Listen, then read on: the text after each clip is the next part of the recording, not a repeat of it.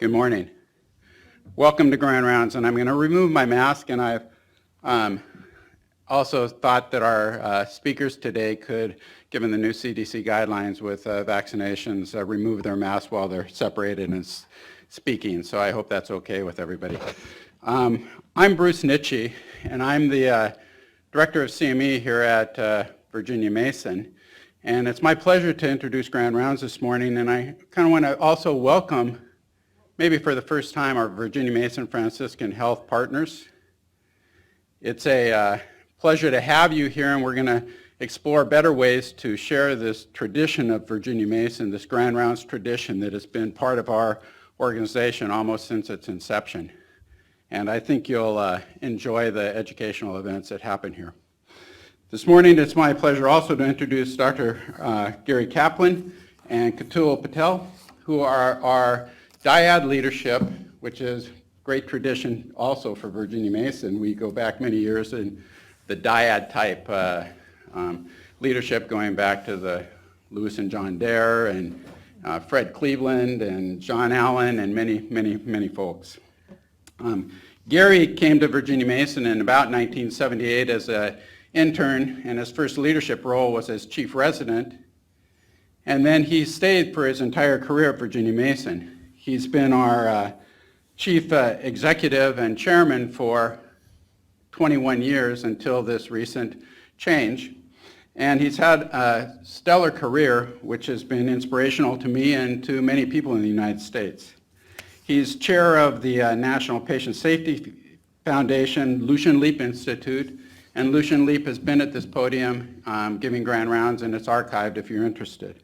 He's also past chair of the Institute of Healthcare Improvement and board of directors of the Seattle Metropolitan Chamber of Commerce. In the Institute for Healthcare Improvement, he partnered with Don Berwick, who also has been at this podium, I think once or twice, Gary. It's also archived and a worthy watch if you would like.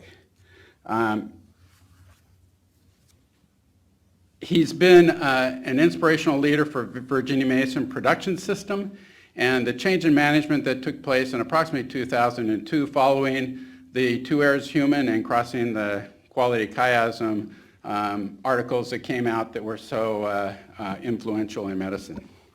I apologize to Mr. Patel because it's a little easier. I don't need a piece of paper to introduce Gary since we've been together for over 40 years.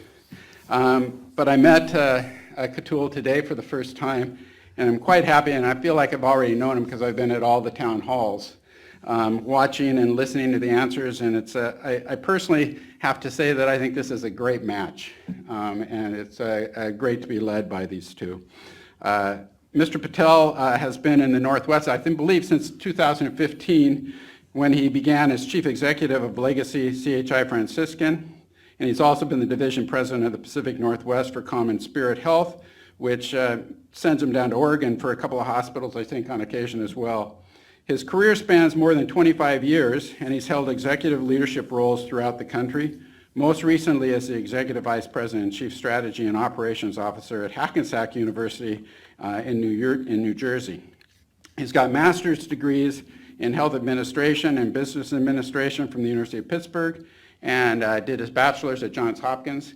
And it's really a pleasure to introduce these two today. About a month or two ago, I asked them if they would be interested in coming to this forum, which is a little different. This is an educational forum. And I asked them, could you kind of pinpoint the educational reasons between having good business and good medical care together? So please help us. Great. Thanks. Well, thank you. Thank you, Bruce, and thanks to everyone for joining us. Katul, as Bruce said, Grand Rounds has been here long before I came to Virginia Mason, and that was back in the dark ages, and is really an institution. And we've prided ourselves in providing CME not just to our Virginia Mason community, our doctors, our nurses, our house officers, pharmacists. This meeting in normal times, and I'm sure on Zoom today, is attended by really a great cross-section across the entire medical center, but also many from our regional communities, Southeast Alaska and elsewhere, places where we've had long-standing relationships. It's a real pleasure for me to welcome you here and be doing this together with you. Thank you, Gary. So I thank think you. first of all, we want to just thank Bruce for hosting us today. And even though we just met this morning, I want to look forward to spending a lot of time with you, Bruce. And as you've said, Gary and I have spent so much time together, certainly in the last couple of years as we started our strategic alliance and clinical affiliation in 2016. But it's been just my inspiration and to get to know Virginia Mason Medical Center. I've spent quite a bit of time here in the last couple months. Gary actually had an opportunity to share some of the history of Virginia Mason Medical Center with all the firsts that we've had all in the Pacific Northwest, and it's just quite staggering. Every time we turn around, we hear that there's another first, and it's just a good place for us to be. But we want to just start a little bit this morning, if we could go to the next slide, and actually just spend a little time for those that don't know the history of our two organizations, to bring them together and what we're going to focus on in the future. But let's start with our past. And I think it's easier for me to talk about the history of CHI Franciscan given my tenure there. But as you can see here, we have historically in Tacoma, we have a very rich history. Our sisters came here in 1891. We opened up a 60-bed hospital. Our sisters of St. Francis had spent a lot of time all throughout the United States opening up facilities, particularly for the poor and the vulnerable, to make sure that there was access to care all throughout this country. And they found themselves coming all the way here to Tacoma from Philadelphia. Within the first 8 years, we actually expanded our presence in Tacoma to 200 beds.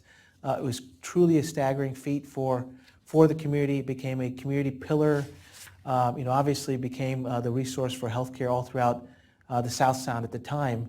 But throughout our history of now what Gary and I affectionately call legacy organizations, but our legacy CHI Franciscan system over the last century has expanded into Lakewood, into St. Clair's. We've opened up facilities at St. Francis and Federal Way.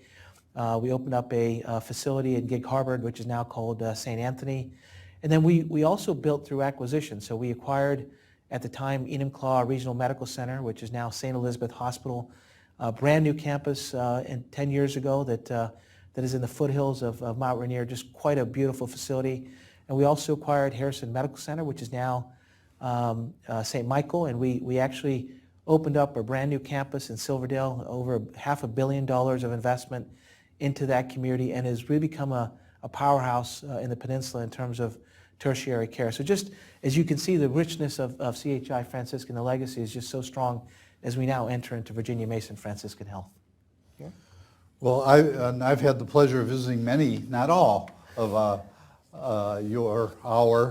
campuses, and it's very exciting. A little bit about Virginia Mason now. Most of the people watching this have heard this before, but I think our histories are so complementary and parallel in so many ways that it's interesting to reflect. I think, as people know, Virginia Mason was founded by doctors, 1920. The first group practice in the Pacific Northwest opened Virginia Mason Hospital, believing this was just after the pandemic of 1918, and realizing that we needed more beds, we needed a different kind of hospital and different kind of medical practice here in this community. And it was a practice predicated on teamwork. In those days, it was doctors working together. And then it became doctors and nurses working together. And when we think about team medicine today, we really think about doctors and nurses and pharmacists and social workers and technicians of all types and all the people behind the scenes and our patients as part of our team, all working together. And it's really evolved over time. Back then it was a new approach. Some of the solo practice physicians in the community, which was really the normative type of practice in those days, called us socialists, communists, because we were actually groupies that believed that we could do better together than separately. The first hospital had 60 beds and was the beginning of really pioneering innovation. And I think if I had to think of one word in addition to teamwork or team that would really characterize Virginia Mason over the years, it's innovation. 1923, the first use of insulin west of the Mississippi River, right here at Virginia Mason. 49. The first hospital, I'm not sure this was, when my kids were born, I weren't sure this was a good idea, but the first hospital to have fathers in the delivery room. The first use of cobalt, which was the forerunner of radiation therapy here right in the Pacific Northwest, here at Virginia Mason, 1957.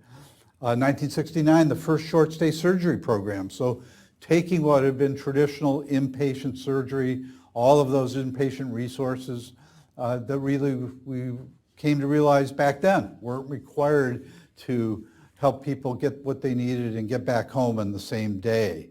1992, one of the things I'm most proud of, Bailey Boucher House, the first facility for people living and dying with AIDS in those days. And I think as everyone knows, in 2001, the first organization in the United States to really bring the Toyota production system to healthcare. And now sustaining it over so many years, I think is something we're really proud of. And then finally, this time of the year, and I know I shared this with our executive team just this past week, and some of us remember, I know Charlene Tachabana, and actually Dr. Joyce Lammert, who really led that work in 2004, the first organization to require flu vaccination for all of our team members, and we're very proud to have taken a leadership role. So a long, rich history. This picture, you know, is all those old guys. They were all guys back then. And again, and something I'm very proud of, and I think we all should be proud of, is today being a welcoming place for everyone to practice medicine and to work and hopefully thrive in their careers. So I think, you know, people know that Virginia Mason has really been a champion for independence. I think people kind of like opened their eyes wide when we announced that we were actually coming together. It was like, what? It seemed to be a little bit of a, not just a little bit, but a diversion from the path we'd been on. I think it really began, you know, when Katul and I had some very early discussions about what we might do in a partnership together. And that was exciting to explore. We built on our pre-existing radiation oncology partnership. We're sharing facilities on Bainbridge Island. And then just this past summer launched, which had been over 2 years in the works, our birthing center, bringing obstetrics back to Virginia Mason. And it's already, I think, quite popular. Lots of babies being born. It changes the fabric of the institution in many ways. Certainly the ambience.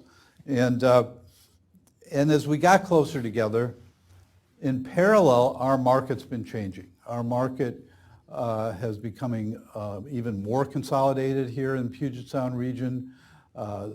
Organizations with national infrastructure and very deep pockets determined that this was a region for a substantive investment opportunity. Organizations like Kaiser and Optum and Providence. And we decided, our health system board, that Virginia Mason deserved better.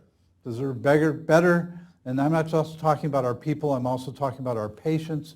Better than being a great break-even organization and hanging on by the skin of our teeth.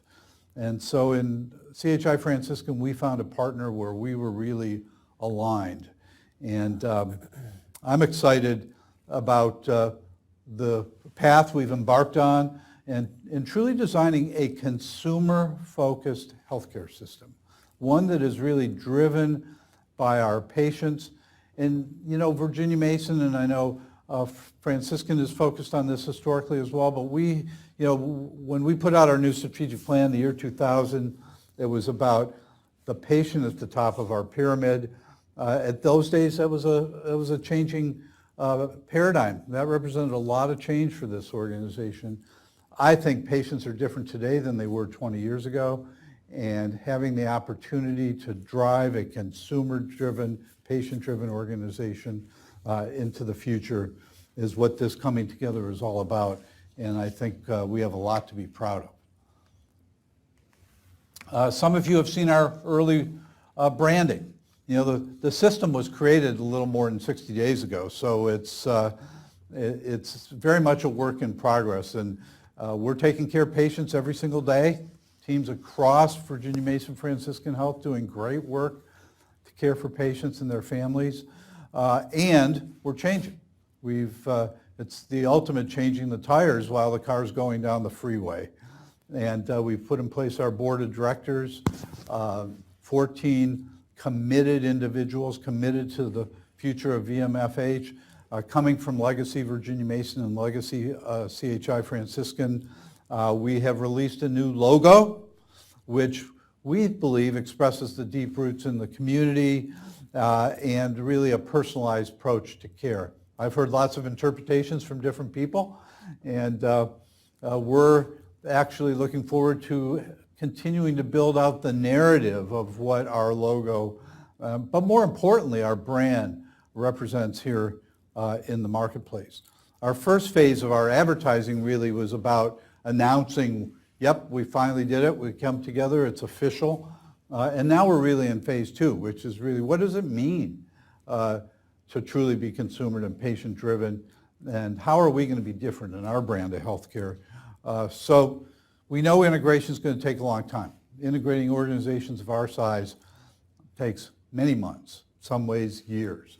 And yet we are determined to have the appropriate pace to this. We think there are many things that will happen quickly, and there will be some things that happen a bit slower.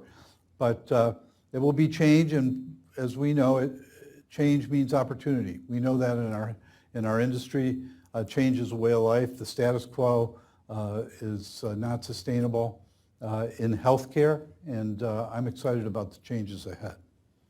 So tell us about how Franciscan really, came together. Yeah, with and I Virginia think, Mason. Gary, it's always an interesting story, and I think that some of the comments that you made a little earlier really tie into what I'm just about to say.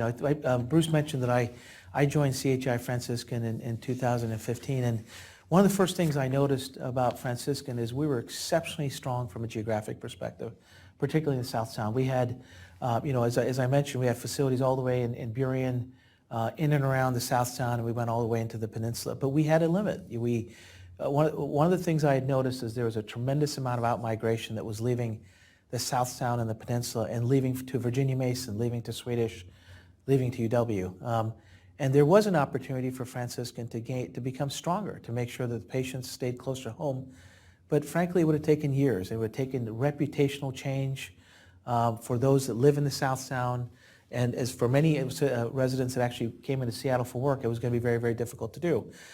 So we went through the journey of looking at some of the opportunities of partnering in Seattle. Franciscan, even though we at the time had been built on organic growth and acquisition, we believed in partnerships, and we started to evaluate different partners. And for everything that Gary said around the history of Virginia Mason Medical Center, and frankly, we actually had history before even announcing our strategic affiliation. It was our radiation oncology partnership at St. Francis. And it was a good partnership. It worked well, but we needed to scale that. And so Gary and I got an opportunity to meet in 2016, and that led us, as I mentioned earlier, to our strategic affiliation. We got a chance to get to see each other, understand each other, make sure our values aligned, and here we are today. But it was a really important step for us to go through that partnership phase before we became part of Virginia Mason Health System, and now become Virginia Mason Franciscan Health. But as you can see on this map,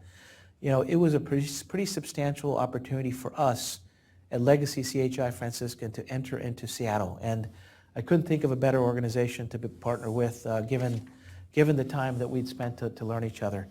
One other comment I want to make is, if we go to the next slide, you'll see that CHI Franciscan, from a legacy perspective, we were always part of a national organization. It used to be called Catholic Health Initiative. CHI then merged with Dignity, which was primarily in California, Arizona, Nevada, and became Common Spirit Health. And as Gary mentioned earlier, January 1st, Virginia Mason Franciscan Health was born, and we are now part of Common Spirit Health.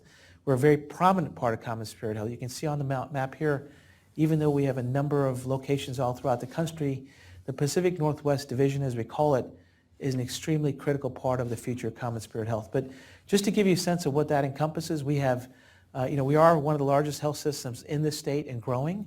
We have 18,000 team members. We have 5,000 employed physicians and affiliated providers, 11 hospitals that cover over 300 sites. And this is an opportunity that we see of gaining an expansion potential all throughout the Western Washington area and potentially even into North Central Washington and further as we start to see our organization evolve and grow in the future.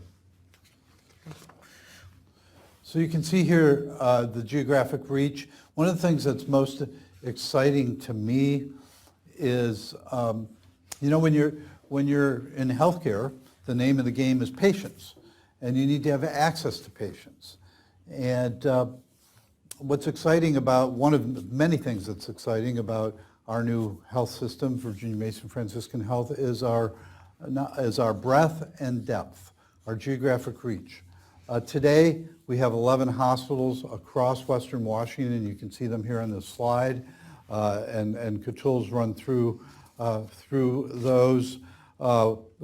We also have, in addition to our acute care facilities, Virginia Mason, St. Anthony's, St. Clair, St. Elizabeth, St. Francis, St. Anne, St. Joe's, St. Michael's. Did I get them? Got them. We also have a rehab hospital, a rehabilitation hospital in Tacoma, and a joint venture behavioral health hospital, Well-Found Behavioral Health Hospital in Tacoma. That's real depth and breadth of coverage. But in addition, we have more access points, several hundred access points across the region for patients to access care from Virginia Mason Franciscan Health physicians, providers, and facilities. And that's very exciting.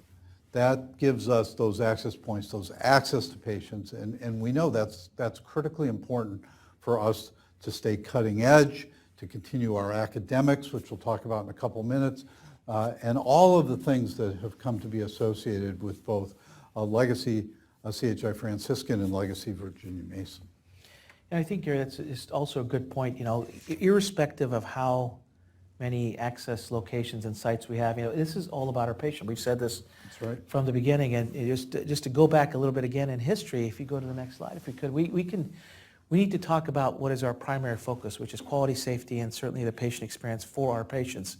I remember in 2016, in the upper fold, if you will, the Tacoma News Tribune, there was a very prominent article that showcased that the Legacy CHI Franciscan had a lot of opportunity to grow. In fact, when you look at our grades at CHI Franciscan at that time, you see a number of Ds and a number of Fs. And I remember going through school, and I certainly will tell you that was never good enough for my family, never good enough for anybody, but you certainly don't want to have any kind of those grades, if you will, for patients that you're seeing in the community. I will say this, that grades are grades, and Ds and Fs are Ds and Fs, and as I walked around the entire CHI Franciscan system, I saw great care being provided, but we have a report card that showed we weren't good enough. And our board and our leadership united and said that our number one priority for CHI Franciscan, irrespective of how strong we were financially, irrespective of how we were growing and from a geographic perspective, was going to be quality, safety, and patient experience. And as you can see, after several years of working very hard, you see a lot more A's and a lot more B's. And frankly, at the time, we were the system with the most A's in the state in a very short period of time. But we have a lot of opportunity to grow. There's still B's there. Virginia Mason Medical Center had a very strong history of being certainly a hospital of the decade in many publications. The top decile performers, if you will, in quality safety. I know Gary's going to talk about that in a second, but it was an opportunity for us to look at a partner and say, how can we be better? And we learned from that. And also through our quality and safety journey, if we go to the next slide, you'll see we have so many different accolades and awards for every single one of our hospitals. We took a concerted, intentional focus to make sure that we escalated our journey in quality and safety. We have a lot more work to do, and I think this new organization under Charlene's leadership is going to really help us get to where we need to go. And Gary, I know you want to talk a little about Virginia Mason Well, and the journey. We're so proud, of our team members, of what we've been able to accomplish over the past 20 years in terms of quality and safety. We too had a similar experience in some ways. We knew we were very good at, quality's been embedded in our culture since the beginning in 1920. But we also know and have learned that we have defects, we have opportunities. And in the beginning, in the year 2000, 2001, we said we're going to get even more serious. And that getting serious meant our strategic vision, determining that our objective was to be the quality leader, not just in Seattle and the Pacific Northwest, but anywhere. And we're still, getting there. We're still approaching that. That's like continuous improvement. You can always be better, and we are striving to always be better. But we have had some great success. Top Hospital of the Decade by Leapfrog in 2010. Continuing Top Hospital recognition by Leapfrog for patient safety. That Top Hospital of the Decade award was predicated on quality, on safety, and on resource stewardship, which really reflected, cost. And for us was the beginning of the first affirmation that the same pathway to higher quality, safer care could be the same pathway to lower cost. And that's very exciting. You see some of our recognition on these slides, Health Grades awards, many years over the past 2 decades, being in the top 10%, 5%, 2%, and even 1% historically. And the Patient Experience Awards, the one that's right here on the slide, we've got technical quality that we measure, and that's critically important. But at the end of the day, how did we make the patient feel? And I'll talk about that a little bit more when we talk about our quality equation. You can see additionally in recent years some of the service lines and clinical disciplines that have been recognized. I do want to highlight just this past week, the Washington Health Alliance scores came out. Again, Virginia Mason is up in the top 2 or 3. I think we were actually 3rd this year of all group practices across the state in quality. And I was really proud to see the Franciscan Medical Group also coming up very significantly in those rankings. And then just yesterday, I heard from an old friend who also spoke at this podium, Shannon Brownlee, who came and talked to us at the time about her book, Overtreated. She now leads the Lown Institute, and she called me, got in touch yesterday to let me know, A, that she wanted me to be on a panel, but more importantly, the Virginia Mason Medical Center was in the top 1% of hospitals in the United States for avoiding overuse. This was huge for us because appropriateness has been very much part of our definitions of quality since 2004, even though we are a fee-for-service delivery system. And so we were number 1 in the United States for avoiding PCIs, which is very impressive. We do plenty of PCIs here, but we do them when they're needed. Number 1 in the country, and in the top 100 for avoiding unnecessary arthroscopy, carotid artery surgery, and low-value EEGs. So overall, being in the top 1% for avoiding unnecessary tests, I think that should be a great source of pride to our team members. And as you see this quality equation, when we set our sights on being the quality leader, we said, well, we need to define this. We need to get more granular. Saying things like, you know it when you see it, was not good enough. You need to be able to measure it. And so, of course, outcomes. I would say outcomes include both technical outcomes, but also functional outcomes. Did the patient get back to work? Did the patient get back to recreation? Did the patient get back to those things that are important to them? Service or the patient experience. These days a lot of patients assume technical quality, but again, how did you make me feel? The denominator used to be cost, but we know that if you just whack out cost, quality may go down. We've learned if you take out waste, the things that add no value, that's going to improve quality. And then finally, all of that is about appropriateness. We could do a great procedure with a great outcome, delight the patient and family with great service, do it efficiently with no waste, but if the patient didn't need it, there's no quality there. And so this recognition is very meaningful, I think. It should be to all of us. We talk about our history. This quality equation in 2004 was really inspired by Dr. Fritz Fenster, who was one of our emeritus physicians. Bruce remembers Fritz very well, as does Charlene and Joyce, and many of you that are on Zoom out there. And I think we've done well representing this quality equation. And I look forward to continuing as we focus on quality together in VM Franciscan Health, leveraging every single one of these components to be even better than we are today.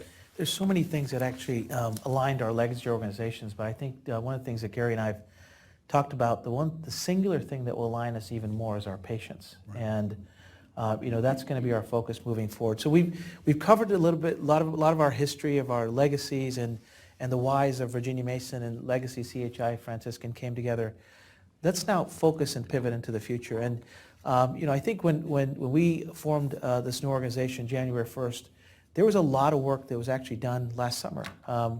As we were exploring this journey, we had over 50 what we call integration teams, or administrative in nature, clinical in nature, that met all throughout last summer, over 250 leaders that started to define the how and the why and the when. But coming out of the gate, Gary and I felt very strongly that rather than doing everything at the same time, we wanted to focus on 3 primary clinical areas that we're going to look to integrate. And integration is a very broad term. There's a lot that's going to happen in the next number of months. We have great leaders, but those 3 that we focused on are cardiovascular, digestive disease, neurosciences, and spine. So one of the first things that we did was to appoint 3 exceptional clinical leaders. Dr. Dan DeMoody, who's our leader for cardiovascular, Dr. Andy Ross, who's our leader for digestive disease, and Dr. Raj Sethi, who's our leader for neuroscience and spine. And we asked them, learn the organization and then come back with a plan. How do we unify Virginia Mason Franciscan Health? Tell us what it's going to look like. Tell us how we're going to continue to anchor around our patients and doing what's right for our patients, and also help us look at all that opportunities, as I said earlier, about the number of patients that were leaving the peninsula, leaving the South Sound and coming into Seattle. Can we find a better platform and a level of care for them, in different ways? And so that's their role as leaders. They're getting an opportunity to learn legacy histories, and they're going to come back with a formal plan. And I know that you and I are going to be sharing that, in the next number of months for sure. Yeah, it's very exciting because we have an opportunity to truly define and set the bar for clinical care delivery. And we're starting with these 3 service lines in this region. As we've long known, patients come from far and wide to Virginia Mason, historically, from Alaska, Montana, Idaho, across Washington State.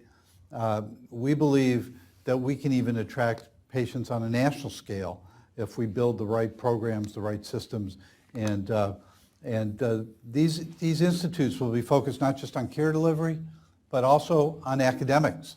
And the academic mission of Virginia Mason Franciscan Health is strong and was about to get even stronger. We have our residency programs, as we know, 137 residents here at Virginia Mason, and fellows in a variety of disciplines, residency programs in general surgery and family medicine at Legacy Franciscan. So education will continue to be, and CME. We've been proud to provide education for clinical professionals across the Pacific Northwest, and we look forward to doing that together and even more broadly across VM Franciscan Health.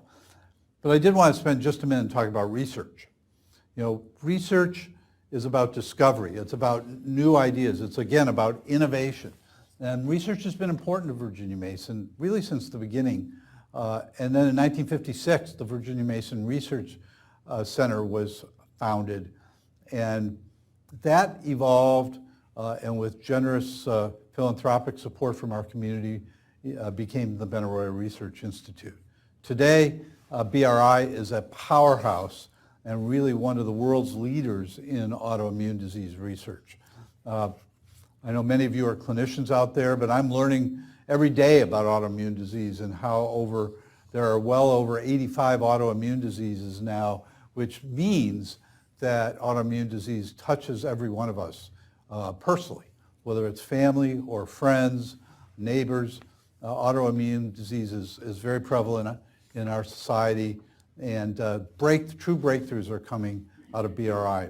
The place to help discover the genetic basis of type 1 diabetes, breakthrough therapies in asthma, allergy, and we were very much involved in all aspects. Vaccine development, we were a part of the team that worked with Pfizer and participated in the first national trials for the Pfizer vaccine.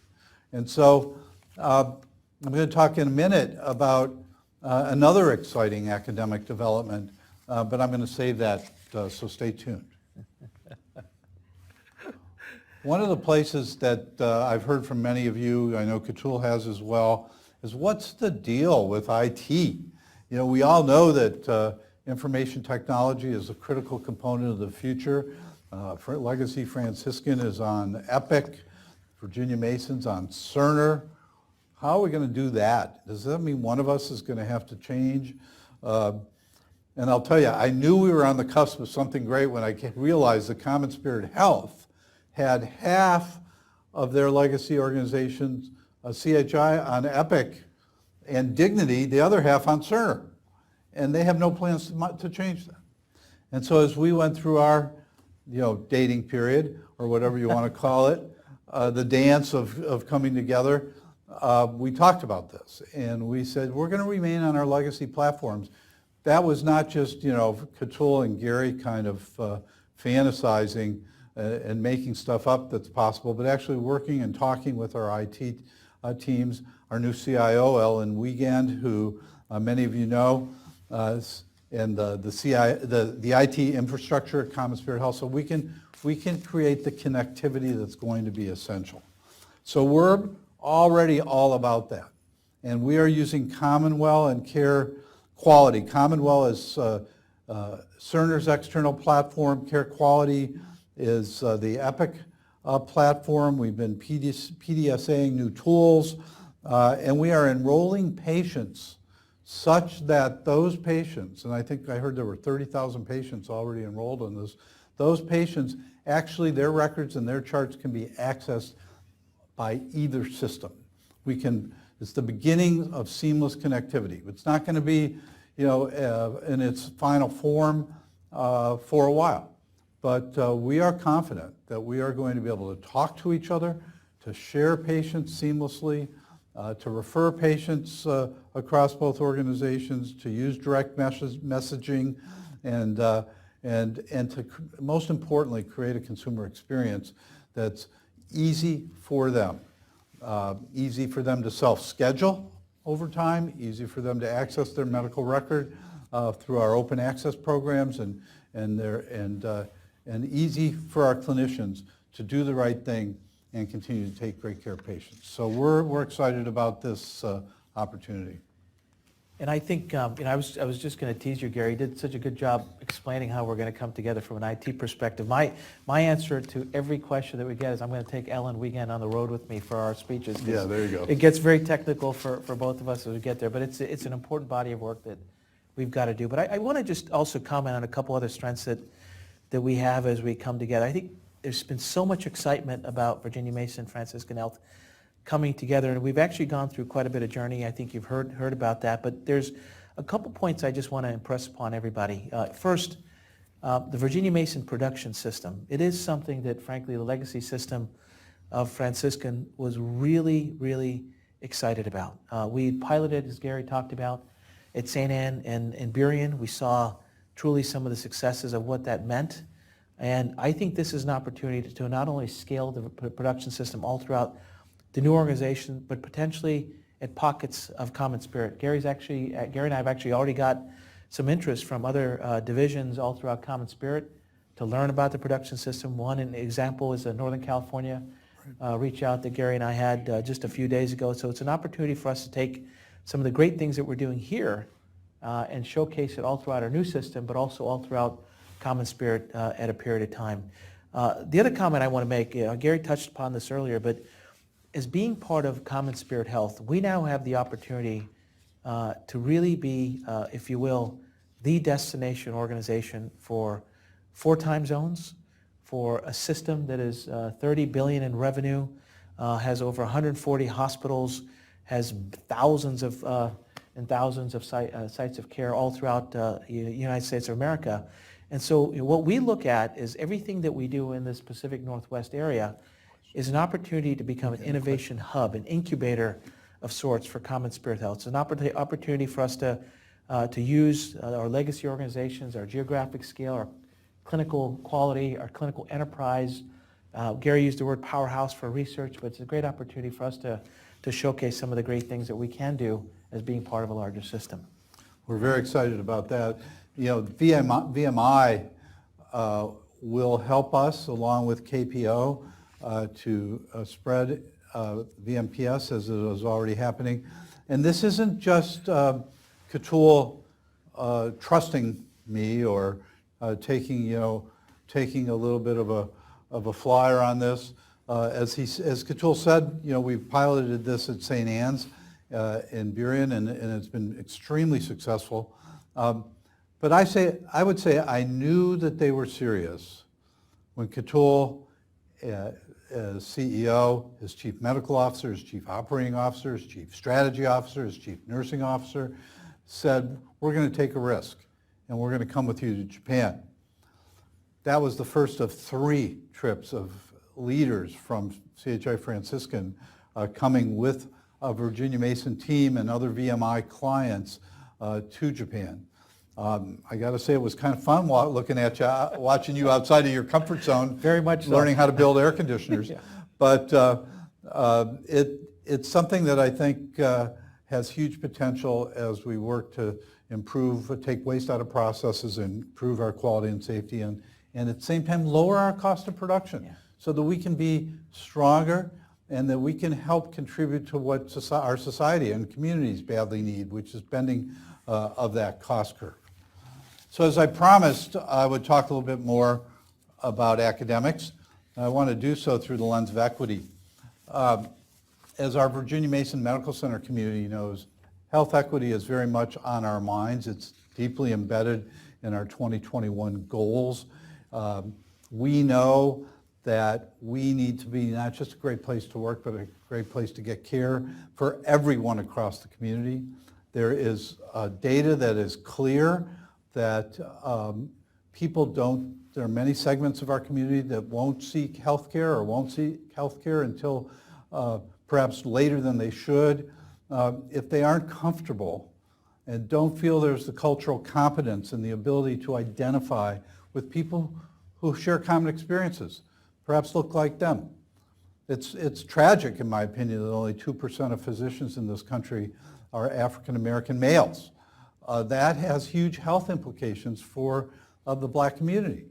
I think it's sad that we're graduating the same numbers today, or even less, across this country than we graduated when I graduated medical school, and I won't tell you when that was, but suffice it to say it was decades ago, and that's so that's challenging. We have said we have many other opportunities to address equity, diversity, equity, and inclusion issues here at Virginia Mason, and I know Katul shares this commitment across Virginia Mason Franciscan Health. So one of the most exciting things that's happening, I suspect most of you did not see this. It was in the trade press, but Common Spirit Health announced a partnership with Morehouse University School of Medicine. Morehouse University School of Medicine is based in Atlanta. It's one of the historically black universities and is a very strong medical school that is looking to grow with regional campuses. Virginia Mason Franciscan Health has the opportunity, and Ryan Pong, our Chief Academic Officer, has been very engaged in this now, along with me, interfacing with Common Spirit Leadership and Morehouse so that we will very shortly have the opportunity to have medical students from Morehouse rotating through VM Franciscan Health and potentially residents as well. That's going to help us become more diverse. That's going to help us crack some of the real challenges that we've been faced with on how to attract a more diverse professional staff and potentially more diverse leadership. So I'm very excited about continuing our work on health equity. And I think before we ask Gary to wrap up so we can take some questions, I think it would be, you and I would be remiss if we didn't talk about the pandemic for a minute. We're still in the pandemic. We're still in the midst of the pandemic. We can no doubt, hopefully, see a lot of light at the end of the tunnel. But the first thing we should always say is to recognize all of our staff with all the great work that they have done in this last year. I think that we look back a year ago, February 28th at Virginia Mason and February 29th at St. Anne were our first two patients in the Pacific Northwest. It's been a long journey for everybody, but our staff have just done a tremendous, phenomenal job. In the midst of all this, where we're learning, as guidelines were changing, testing capabilities were evolving, we had the opportunity to start vaccinating our staff, and certainly many community members with SuperVac locations with Amazon and our location in Burien and all throughout the entire Puget Sound. You can see some of the numbers of patients that we've treated, tested, and seen in very different ways. One couple things I want to note. We now have well over 3,000 inpatients, COVID patients that we've seen all throughout Virginia Mason Franciscan Health. You can see the numbers as of February 28th, but we are well over 3,000 at this point. But our numbers are declining for our system for now, and we hope that journey continues. But there's two really important things coming out of this. First of all, we got an opportunity to truly work together as a team, as a family, as an organization to take care of our patients. That's an important aspect of this. The second, what you can see here is in terms of virtual capabilities. Our virtual capabilities have expanded exponentially. Historically, we did very few virtual clinic visits and virtual urgent care visits. We have, as you can see, expanded those capabilities, and I think it's going to stay here for many years to come because our patients actually like it and enjoy it. Right. And it gives us an opportunity to provide access in very different ways. So you'll see that moving forward. But let's hope the pandemic moves past us, Gary, and move in a better place. So I'll turn it back over to you to wrap up for us. Thanks. Well, thanks for your attention. I know we have time for questions. I'd like to end with a slide that, one of several that speak to me and speak to us, and I think reflects what we're all about today. This is Francis Bacon, who we know is the father of the scientific method. He said, if we are to achieve things never before accomplished, we must employ methods never before attempted. I think what we're all about is new for you, new for me, new for all of us, and has tremendous promise. So looking forward to working together and with our fabulous teams across Virginia Mason Franciscan Health to continue to be even more special for the people we serve. And with that, Bruce, back to you. And great. Thank you. Thank you for that presentation. Just historically, it was 1 year ago this Friday that we had to cancel our colorectal cancer course because 2 days before Governor Inslee had changed the amount of people that could be together. And I think that was the only week of the year that we immediately transitioned with a lot of help from the guys in the booth and Jolene and Mary to a virtual educational platform that's worked quite well. And we'll never go back to the way we were. We'll be hybrid in some form. Right. We're still trying to figure that out in education. But I have a question to start off with, and then the audience, if they could use the chat to send in questions or email as you've had done in the past, we'll be able to ask those questions for you. You guys have both talked about, without naming, in every presentation I've watched you guys give, about the triple aim. And Gary and the Institute for Healthcare Improvement, this came out in 2006, I think, with Don Berwick, or I think it was one of his fellows that actually was the lead on the paper. It's an important part of medicine. It's an important part of healthy organizations. And it's the patient experience not patient satisfaction, as you guys well know. It's quality, safety, and patient experience. It's the health of the population we serve, and then it's cost-effective medicine. Now, you also know that it's been modified a little bit to be called a quadruple aim. And what I haven't heard talked about in any of the presentations, the quadruple aim is the team experience that we all are part of. Now, there's arguments that it's embedded within the triple aim, that it's just part of every component of the triple aim. I understand that. But what I'd love you to address is what in our new organization are we going to do to make sure that we have the team experience be a major part of our focus to make sure that we have people that are in a good position to give great care? So thanks for the question, Bruce, and I think it's a good question, and it's a critically important question.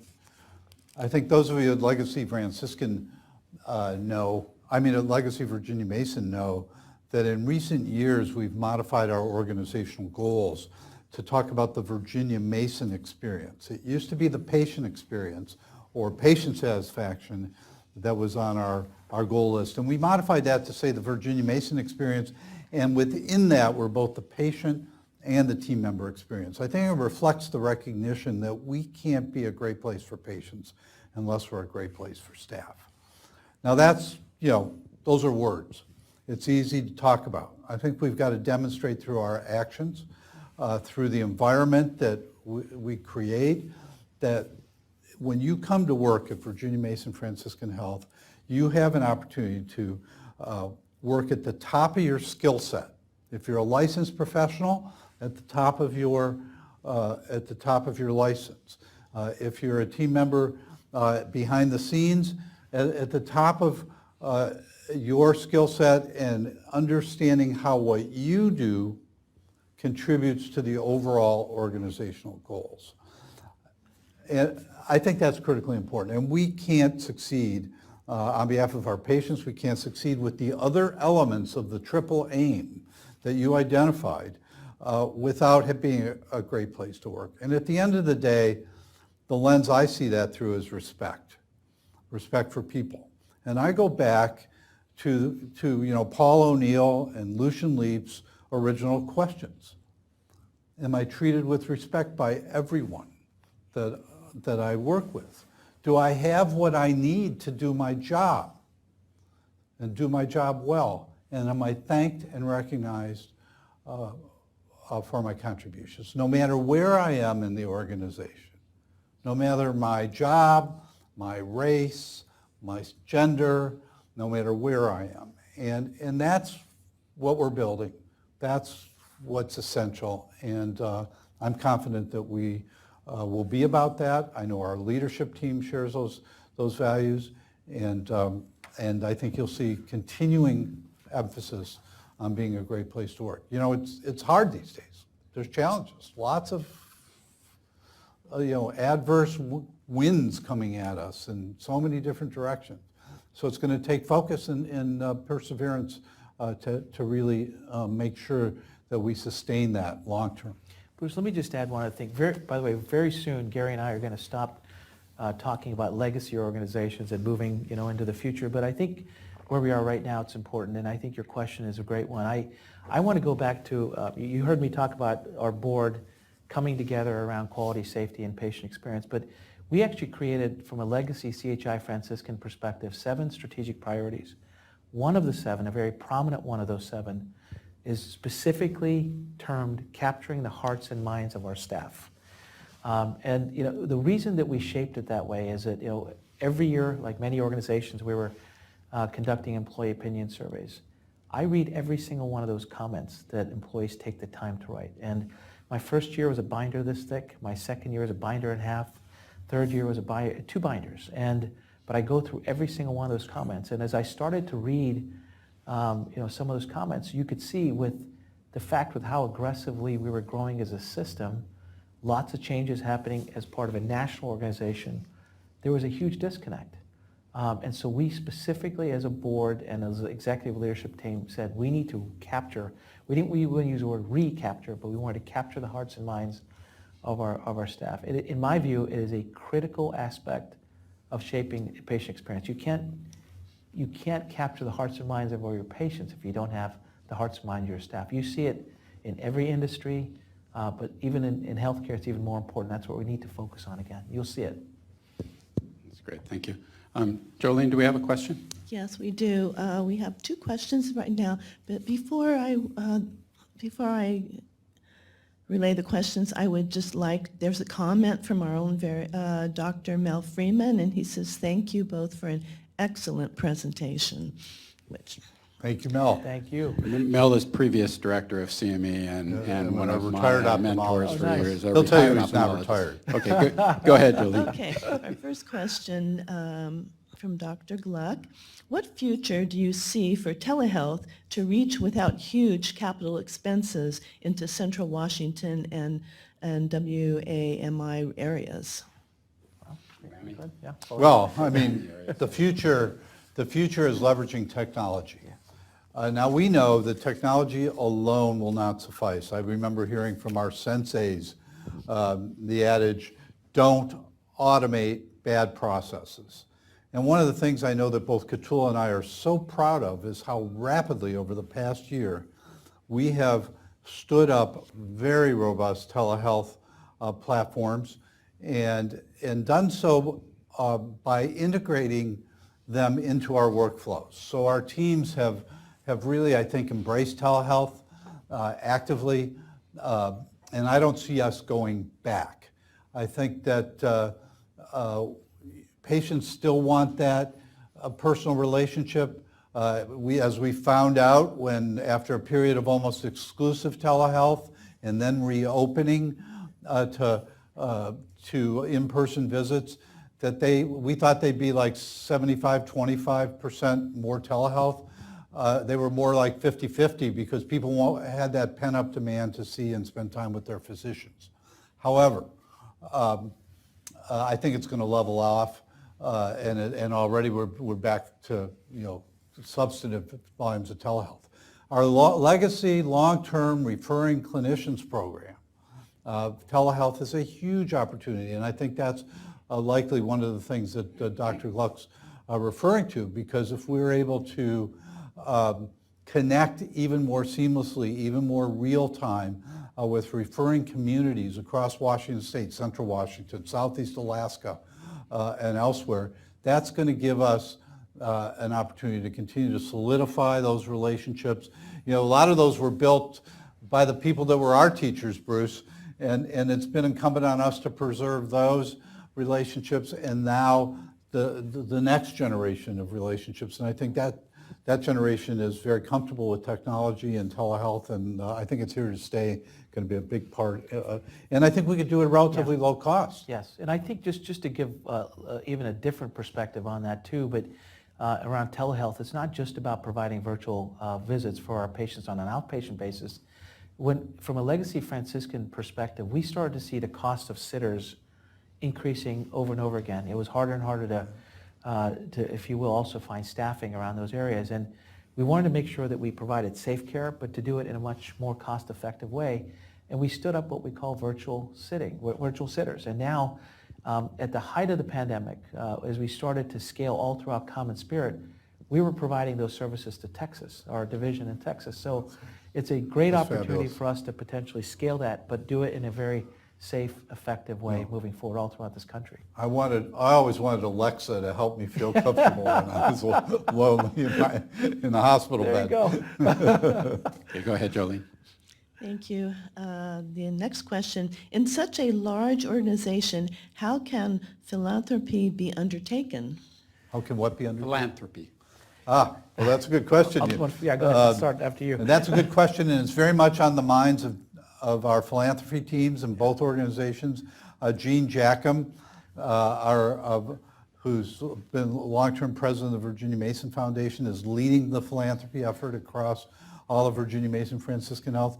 We think we have even a better opportunity now to support research, education, things like BRI, Bailey Boucher, programs that in Tacoma and the South Sound, and care delivery than we've ever had before. A donor pool, people who are passionate about our organizations and passionate about what we do. And I think that's one of the areas that we're going to see some quick wins, and we'll build and expand our philanthropic infrastructure, and ensure that we are able to access philanthropic dollars in a very challenging economic time in our industry. I'm very bullish on Yeah, philanthropy. you should recognize that there's actually 4 foundations that serve Virginia Mason Franciscan Health. One that came to us as part of Harrison, which is the St. Michael Foundation. We have the Franciscan Foundation. We have the St. Anne Foundation in Burien, and also Virginia Mason Health System Foundation, which is obviously a very prominent part of our organization. And I know that as Gene is looking to what I would call scale up to that function, we know that fundraising and philanthropy and connectivity are local. And so I know that what Gene is thinking about is to just making sure that that connectivity to all the local communities is there, and we're going to continue to expand from there. Do you have any more? That's all I have right now. Do you guys are you guys busy, or I have one more if you want? Please. Go for it. So I'll tell you, this is kind of a nice story too about the system. And I sit at the American Board of Medical Specialties on the task force for looking at maintenance of certification, specifically performance improvement. And on that task force with me, which I've been on for a couple of years, is a woman by the name of Barbara Waxman. And I was doing Barbara is the buyer of insurance, basically, of services for the entire Disney Corporation. So I was giving a presentation on how to engage physicians in quality work, because there's unfortunately a little, they say, antibodies against the word quality improvement amongst certain board-certified physicians, specifically cardiologists for some reason, because they have such great data. But they fight against board certification, specifically the MOC4 part, which was performance improvement. So I was given a presentation on how are we going to change that nationally. And when I was through, there were some questions about, well, how do you motivate people? How did you guys motivate people at Virginia Mason? And we went through that, and it's not an easy question. I wish Gary would have been there, because that was a huge issue in the early years. It was not immediate. It took years to change the culture. How do you change a culture to continuous improvement? At the end of that, Barbara Waxman said, I just want to make a comment. She goes, the people in my industry know Virginia Mason. And I just want to thank you from all of us for the work that you've done on working to be paid for quality and provide quality sort of services, and have that be the basis, not just volume of procedures. So the question to you guys that goes with that, number one, I thought that was a nice comment about now our dual organization, or our one organization that came from two. How are we going to use that to, again, further the health of our organization by attracting more business from those types of folks, the industry folks, the Walmart type folks, some of the things we've done at Virginia Mason, the Washington State orthopedic procedures, the joint replacement program that we got. How are we going to do that in the new organization? Well, I think that's a great question, and I think what you're asking is, how do we scale it? How do we leverage what has been a very successful program like our Centers of Excellence program, where we are a destination site for people across the western U.S. and even nationally for complex spine, total joints, heart. State of Washington is also works with us on that basis. And I think we have an opportunity now to scale it. I think across Virginia Mason Franciscan Health, using best practices, using protocols, using the quality equation, realizing that appropriateness, because the biggest reason that's happened is appropriateness. That's what we've heard from Walmart, Lowe's, McKesson. Our price point is a fair price, not a rock bottom price below cost, a fair price. They know that we're only going to do procedures on patients who need them, and they will be done with very safely. And I think we have that opportunity across Common Spirit communities. Katul alluded to this, becoming a flagship for all of Common Spirit. Why can't we do that far beyond if we're able to do that for national employers. I see that program as one that's just beginning, because finally, forward-thinking employers like, we've been on this for almost 20 years, forward-thinking employers like Disney are saying, it's time to stop buying what Dr. Mecklenburg used to call junk. It's time to stop buying unnecessary care. And I think that we intend to grow those programs across Virginia Mason Franciscan Health.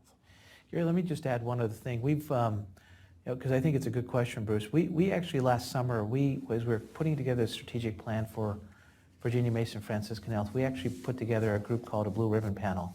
You mentioned Don Berwick, Jay Gellert was part of it. We also had Beth Galletti from Amazon, who's a senior executive at Amazon, helped shape the story of what Virginia Mason Health is going to be all about, Franciscan Health is going to be all about. But what we heard from her, outside of everything Gary just said, is that we need to be focused on what the needs of employers are and also the needs of the patients are in the place that they want it.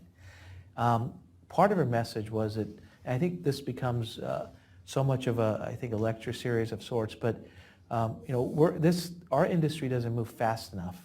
And the reason we don't move fast enough, and when we don't move fast enough, we have entrees from Wall Street that are coming in to help shape and healthcare in areas that we can't do. And her message to us was act faster, be quicker, be more nimble as consumerism continues to evolve and grow.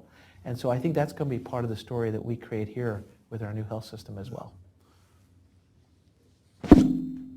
That's great. I think we'll stop here, if that's okay, and thank you guys very much for coming. I think it was very educational.